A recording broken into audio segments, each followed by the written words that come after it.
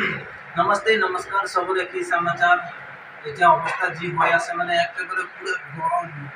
কেননা ঠান্ডা করবো বলে নাই ঠান্ডাই নাই আর মেন কথাটো কি হ'ল মানে ইয়াত ঠান্ডা কেতিয়া হয় যেতিয়া মানে বৰষুণ হয় সেই তেতিয়াই ঠান্ডা হয়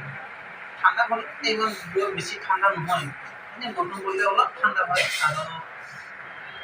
প্ৰায়তো গৰমেই মানে কিহৰ কাৰণে গৰম হয় সাগৰটো ওচৰতে সেইকাৰণে মানে গৰমটো বেছি হয় আৰু মেইন কথা হ'ল কি মানে ইয়াতে মানুহবিলাক খুব সহ্য কৰি থাকিব পাৰে গৰমটো আমাৰ তাতে অসমত হ'ল মানে কি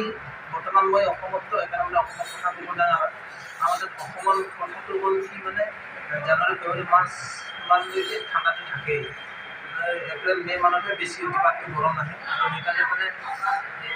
গৰমটো সহ্য কৰিব নোৱাৰে অকল বেছি গৰম আৰু ভিডিঅ' কথাটো হ'ল কি মানে ভিডিঅ' বনাবৰ কাৰণে সময়েই নাই সময় নিদিয়ে তো এতিয়া মানে কি হ'ল তো আজিকালি বৰ বেছি